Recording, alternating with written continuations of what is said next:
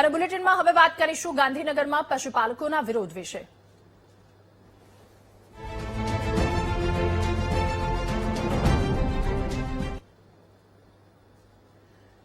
ગાંધીનગરમાં વિરોધ કરવા પહોંચીએ એ પહેલા જ પશુપાલકોની અટકાયત કરી લેવામાં આવી। દહેગામમાં પોલીસે પશુપાલકોની અટકાયત કરી। વિધાનસભા ઘેરાવની પશુપાલકોએ ચીમકી ઉચ્ચારી હતી, ત્યારે પોલીસ અવરજવર કરતા વાહનોની તપાસ કરી રહી છે।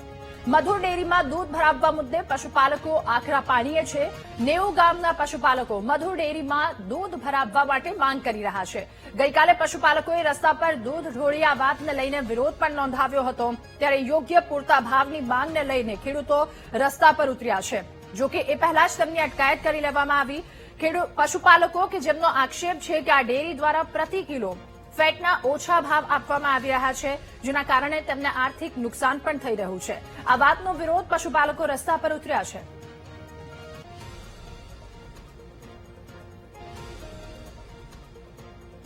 અને દહેગામમાં પશુપાલકોના વિરોધ વચ્ચે કોંગ્રેસના સરકાર પર પ્રહાર। કોંગ્રેસના ધારાસભ્યોએ સરકાર પર આરોપ લગાવ્યો। પાટણના ધારાસભ્ય કિરીટ પટેલ અને કાંકરેજના ધારાસભ્ય અમૃતજી ઠાકોરના પ્રહાર। દહેગામ તાલુકાના પશુપાલકોને દૂધના પૂરતા ભાવ નથી મળતા, કિરીટ પટેલે કહ્યું। સરકારે પશુપાલકોના હિતમાં નિર્ણય લેવો જોઈએ, અમૃતજી ઠાકોરે કહ્યું। ગુજરાતની અંદર આજે તમે જુઓ છો કે ખેડૂતોને દૂધના પૂરતા ભાવ મળતા નથી। આજે દહેગામની અંદર જે બંને ડેરીના વિવાદની અંદર જે પ્રશ્ન બન્યો છે, ખેડૂતો પશુપાલકો પોતાનું દૂધ એ જમીન ઉપર વેડવાનો વારો આવ્યો છે। મહેનત કરેલું દૂધ એ ખેડૂતો રસ્તામાં વેડી દે છે, અને સરકારની જે ટ્રિબ્યુનલ છે એ પણ આવા નિર્ણયો કોર્ટની ટીકા ના કરવી જોઈએ, પરંતુ ખેડૂતોને જ્યાં પોષકક્ષમ ભાવ મળે એ ભાવ ખેડૂતોએ એમને પોસાય ત્યાં દૂધ આપવું જોઈએ। ખેડૂતો માટે કોઈ આવો ક્રાઇટેરિયા હોઈ શકે નહીં। વેપારી માટે કેમ કોઈ ક્રાઇટેરિયા નથી હોતો? વેપારી એનો વેપાર પાટણમાં પણ કરી શકે, અમદાવાદમાં કરે, અમેરિકામાં પણ કરી શકે, તો ખેડૂતો માટે આવો ક્રાઇટેરિયા કેમ કે ખેડૂત આ જગ્યાએ દૂધ ભરાઈ શકે?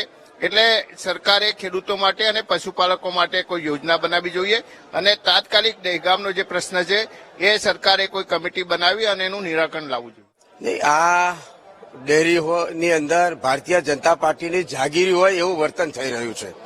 આ રાજ્યનો અને દહેગામનો પશુપાલક એ સ્વતંત્ર છે, અને એનું દૂધ એને ક્યાં ભરાવવું ક્યાં ન ભરાવવું એ એનો સ્વતંત્ર હક છે। ઉત્તમ ડેરી વાળા ફેટ કઈક કાપી નાખતા હશે, મશીનોમાં કઈક ગોલમાલ હશે, તો સ્વાભાવિકપણે ખેડૂતોને એવું લાગ્યું છે કે અમારું જે એના ફેટ જે આવવા જોઈએ ફેટ આવતા નથી, અને મધુર ડેરીની અંદર એના પૂરતા પ્રમાણમાં ફેટ આવતા હોય અને એને ત્યાંથી એનું દૂધનું ઉત્પાદન પ્રમાણે એને વળતર વધારે મળતું, તો સ્વાભાવિક વાત છે કે પશુપાલક ઈચ્છે ત્યાં દૂધ ભરાઈ શકે છે। પણ ઉત્તમ ડેરી જે રીતે પશુપાલકોને હેરાન કરી અને એમના તાબામાં લેવામાં જે રણનીતિ કરી રહી છે એને વખોડી કાઢું છું। આ રાજ્યનો પશુપાલક સ્વતંત્ર આઝાદ છે, અને એની સાથે આવા કોઈ પણ જુલમી કે આવા કોઈ નિર્ણયો ભારતીય જનતા પાર્ટી લઈ ન શકે।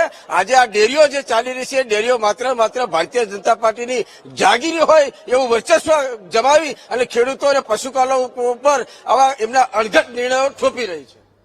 ત્યારે ઉત્તમ ડેરીની સામે પશુપાલકોનો વિરોધ। આ બંને અલગ અલગ દ્રશ્યો આપ ટીવી સ્ક્રીન પર જોઈ રહ્યા છો। પશુપાલકો પોતાની માંગને લઈને રસ્તા પર ઉતર્યા અને રસ્તા પર દૂધ ઢોળી તેમણે પોતાનો વિરોધ નોંધાવ્યો। આ સાથે માંગ સ્વીકારવામાં આવે તેવી પણ વાત કરી। ત્યારબાદ આજના દ્રશ્યો ટીવી સ્ક્રીન પર જોઈ રહ્યા છો। ગાંધીનગર કૂચ કરતા પશુપાલકો અલગ અલગ 90 ગામના પશુપાલકો અહીંયા પહોંચ્યા। જોકે પોલીસે તેમની પહેલા જ અટકાયત કરી। ગાંધીનગર કૂચ કરતા પશુપાલકો જેમની અટકાયત કરવામાં આવી। ઉત્તમ ડેરીના સંચાલકો અને પશુપાલકો વચ્ચે ભાવ મુદ્દે વિવાદ, અને આ વિવાદના બે અલગ અલગ દ્રશ્યો। રસ્તા પર દૂધ ઢોળી ગઈકાલે તેમણે વિરોધ નોંધાવ્યો હતો, જ્યારે આજે ફરી એક વખત વિરોધ કરવા ગાંધીનગર પહોંચ્યા। વિધાનસભાના ઘેરાવની વાત, જો કે પહેલા જ પશુપાલકો કે જેમની અટકાયત પોલીસ દ્વારા કરવામાં આવી।